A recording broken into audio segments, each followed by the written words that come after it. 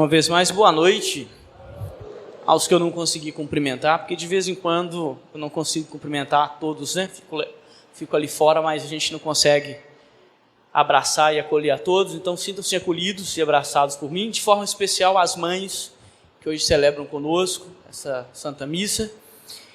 A nossa homilia hoje, a nossa reflexão, queria partilhar com vocês um versículo, alguns versículos do Evangelho e alguns versículos da Carta de Pedro, que nós escutamos a segunda leitura. Nós não temos tempo suficiente para partilhar todas as leituras. E no finalzinho, uma palavra de carinho com as mães. Para início de conversa, eu queria que vocês escutassem bem, não sei se vocês conseguiram prestar atenção na proclamação do Evangelho.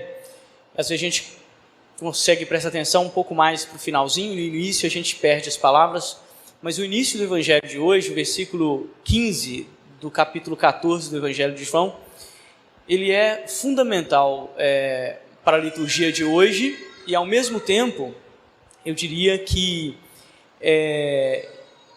além de ser fundamental, ele também é de difícil hermenêutica, não porque é complicado de explicar, mas porque não tem por onde correr, já está dito ali, e não tem muito rodeio para fazer, sabe? Tem alguns versículos da Bíblia, a gente pode ir lá, buscar o original, né, ver nuances diferentes, mas alguns versículos, eles são tão diretos, que às vezes até dispensa homilia. Por exemplo, o versículo de hoje, versículo 15, capítulo 14 do Evangelho de João. Jesus vai dizer uma frase, e essa frase não tem como interpretar de forma diferente, senão literal, que é: quem me ama, guarda meus mandamentos. Vamos repetir? Quem me ama, guarda meus mandamentos. O que eu posso dizer sobre isso, gente? Tem muito o que dizer, não, né? Ou seja, está lá.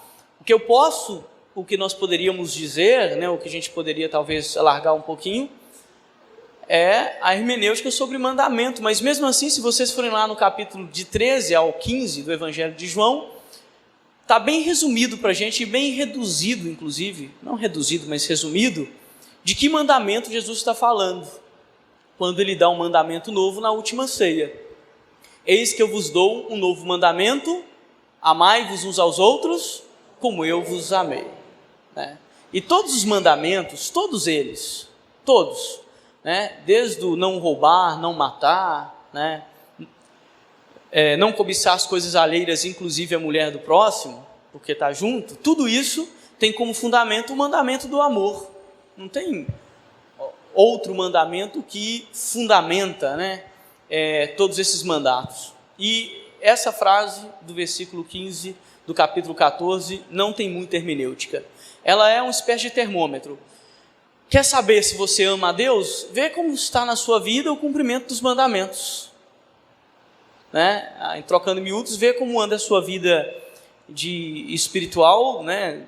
O seu crescimento espiritual, e veja como andam as suas atitudes, né? As suas condutas, e se elas de alguma forma contrariam, né? Vão de encontro aos mandamentos.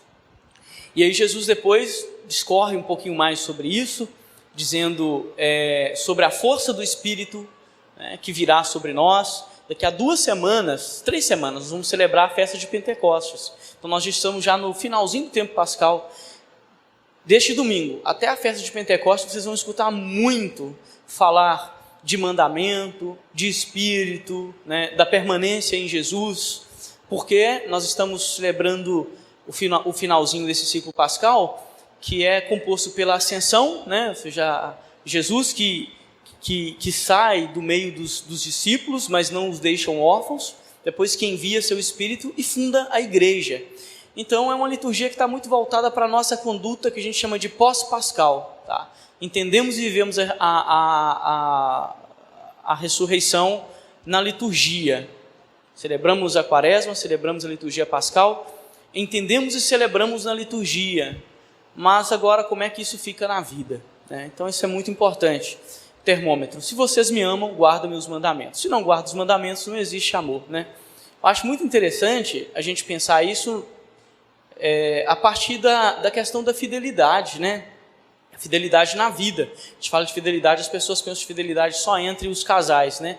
mas a fidelidade na vida, a fidelidade entre pais, entre mãe e filho, fidelidade entre amigos, né? A prova, a gente fala de prova de amor, esse negócio é muito estranho, né? Mas a gente poderia falar assim, o sinal que nós amamos alguém tem a ver com a fidelidade, com a fé que nós colocamos na sua palavra e com a nossa conduta diante dele e dela, né? Esse negócio de amor romântico, de ficar para lá, eu te amo, eu te amo, eu te amo, se é a razão da minha vida e depois, na prática, essas coisas não aparecem, né? Essas coisas deixam a gente vazio de tudo, né? Então, quer saber se você ama a Deus? Olha os mandamentos e veja se esses mandamentos se encarnam na sua vida. Pedro, agora, na segunda leitura, encarnando um pouquinho este evangelho, né? Pedro vai iniciar a leitura de hoje, né? O que nós lemos, a carta de Pedro fala assim, santificai o Senhor em vossos corações, e depois ele vai dizer, e estejam sempre prontos a dar razão da vossa fé. E a gente poderia dizer, como dar razão da nossa fé? Uma das respostas é, cumprindo e encarnando os mandamentos. E um dos mandamentos, né, relacionado ao amor, é a mansidão do coração. E aí Pedro vai dizer assim, defenda a sua fé, responda a sua fé, mas faça isso com mansidão e com amor. E não se preocupem, porque para o cristão é mais importante sofrer praticando o bem do que sofrer praticando o mal. E quando você for questionado por algum mal diante da bondade, né, pessoas que têm realmente uma vivência muito forte dos mandamentos de Deus, e isso serve até às vezes de chacota para os não crentes, né? Falar, olha, fulano reza tanto, olha a vida dele, como é que é uma vida bagunçada, não tem um carro bom, não tem um bom trabalho, né? É tão bobo que aceita as traições com facilidade, né?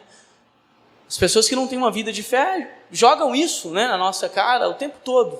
Então, como encarnar o mandamento do amor, né, na nossa vida, receber esses opróbios, né, que realmente nos fazem, manter a serenidade e dar razão da nossa fé, né? Só acreditando que nós não somos órfãos e que o Senhor nos enviou um defensor, como fala o Evangelho, né? Que o crente coloca a sua vida em Deus e que o justo é salvo pela fé, né? Não pelas posturas que poderiam tomar a partir dos valores do mundo, né? E aí eu estava preparando ontem, eu partilhei todas as missas, vou partilhar com vocês isso também. Estava preparando essa homilia ontem, pensando nessa mansidão, Dia das Mães, como que a mãe educa os filhos para viver num mundo, né, com tanta violência e não ser violento, mas também não ser bobo, não é isso? Saber se defender sem ser violento é um desafio, não é verdade? Não é? O Evangelho vai falar para a gente, a defesa não violenta é a prática da bondade, mas isso é uma norma cristã, porque a norma do mundo é revanche. Isso tem a ver com o paradigma da justiça divina, que tem que ser estudado profundamente, e os teólogos passam tempos e tempos estudando isso aí, né? A gente brinca, né? Vocês acham que eu fiquei 11 anos no seminário jogando videogame? Não, tá? Não fiquei 11 anos no seminário jogando videogame ou lendo revistinhas de quadrinho, não. É estudando, é fazendo exegese, né? É fazendo hermenêutica, é indo aos textos. Então, supõe um esforço que é intelectual, mas um esforço de vivência. E aí eu vou falar para vocês o que é esse esforço de vivência. Ontem eu cheguei, quando o padre partilha essas coisas com vocês, é para vocês tentarem pisar o chão da realidade e ver o que eu estou falando, né? Amar o próximo, dar razão da nossa fé diante de quem nos pergunta. Estava acabando de preparar este texto, eu tinha chegado de um lugar que era uma festa de bodas, né? Tinha lá celebrado o pessoal, e aí eu falei, vou dar uma revisada aqui para preparar a homilia. Acabei de preparar um pouco a homilia, acabando de preparar a homilia, aí recebo uma mensagem de um aluno meu, do interior, com um texto e uma foto, e ele explicando a foto e o texto. Essas fotos que eu não sei como é que as pessoas têm acesso e acaba chegando, né? Em teoria não deveria ter acesso, a não ser que fosse um perito, né? E mesmo assim, se fosse perito, não deveria partilhar, né? Mas enfim, a foto e o texto que eu tive acesso, né? Uma senhora levanta 4 horas da manhã, no sábado, dia 13 de maio, que é dia de Nossa Senhora de Fátima, para abrir a igreja. E durante o trajeto, ela é assassinada a pedradas. E sofreu outros tipos de violência que eu não preciso citar, vocês devem imaginar. 68 a 70 anos era a idade. E do lado do corpo que eu vi, a foto, tem um terço. A foto da perícia mostra um terço no chão. Agora bem, como é que o padre que vai fazer as exéquias da senhora vai explicar para o filho que Deus é amor? Ser cristão não é só esquentar banco de igreja não, ou vir à igreja em ocasiões especiais, porque é dia da mãe não. Ser cristão é viver com essa angústia de saber que a nossa fé ultrapassa realmente a nossa racionalidade e o nosso senso de justiça. Senão a gente pira. Você sabe que existem 3 fontes de loucura no mundo, né? Paixão, que aí pode ser as que vocês quiserem, dinheiro / poder e religião. São as 3 coisas que podem enlouquecer o homem de verdade, né? E a religião, quando ela não é vivida de uma forma consciente, né? E consciente significa o trânsito entre a missa que você participa, a caridade que você pratica, o terço que você reza e os estudos que vocês fazem, né? A gente realmente fica ou alienado de tudo, ou a gente assume um ateísmo, porque como é que faz? Não é verdade? A senhora não estava saindo de uma boate, estava indo para a igreja, e ainda que saísse de qualquer ambiente, não tem justificativa, não é verdade?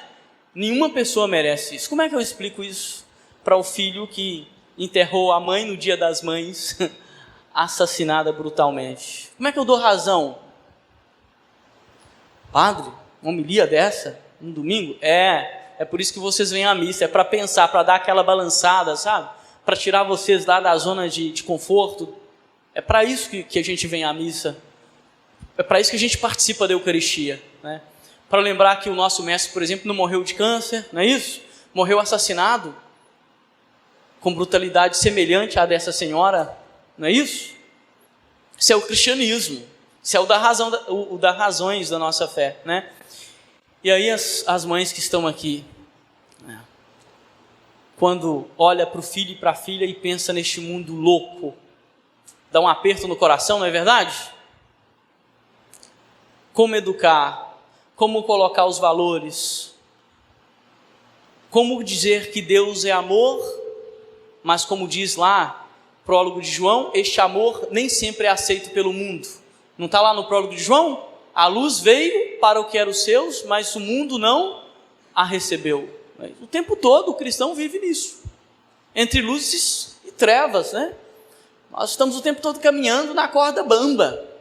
E como diz Paulo, quem está em pé, cuidado para não cair. E dar razão à nossa fé, ou dar razão da nossa fé, né, não é explicar a nossa fé intelectualmente, é a nossa postura de mansidão diante de um mundo violento, que isso é dificílimo, né? Ai, padre, eu não consigo fazer isso. Não me admire, eu também não consigo sempre. Ai, padre, isso é muito difícil, me fala uma novidade. É óbvio que é difícil. Padre, eu ainda não cheguei. Também não. Vocês acham que eu cheguei? Né? Pelo fato de ser padre? Também não cheguei, né? Mas esse é o nosso horizonte, né? Esse é o nosso horizonte. Olhar para Deus, olhar para nós, né? Perguntar o que a fé significa na nossa vida, se ela é um amuleto ou uma muleta, como a gente diz, né? Se ela é realmente horizonte de sentido, né? E isso é importante para nós, né? A igreja, meus irmãos, minhas irmãs, às vezes está lotada de pessoas, mas de poucos crentes, né? O processo de crer é um processo longo, processo duro, árduo, não é um processo fácil. Não é só falar, aceitei Jesus e já sou. É mais do que isso, sabe? É elaborar tudo isso. é viver tudo isso, é estar diante do mal querendo praticar o bem. Me fala, né? Amar aqueles que estão próximos, né, é relativamente fácil, que às vezes a gente nem consegue, não é isso? Um dia que a gente levanta e olha para a cara do próximo e fala, como que eu queria estar distante deste próximo? Alguns de vocês devem ter sentido isso, né? Olha para a cara do, ai meu Deus, o que eu fiz da minha vida? Agora imagina, né? Amar um mundo cruel, amar um assassino, pensar em perdão. Isso é para gente valente, tá? Não é para gente covarde, não. Isso é para gente valente de coração, para gente que fez esse processo. Então, caminhem. Quem sabe, né? Quem sabe não. Eu não vou falar o quem sabe não, que fica estranho, né? Eu digo assim, na esperança que nós temos, na força do Espírito Santo, vamos caminhar que com a graça de Deus, nós chegaremos, né? Talvez no finalzinho da nossa vida, né? Mas nós chegaremos, né? Peçamos ao Senhor que abençoe as nossas mães, abençoe as pessoas que estão aqui, que nos livre do mal, da maldade, do maligno e do maldoso, porque tem tudo isso junto, misturado.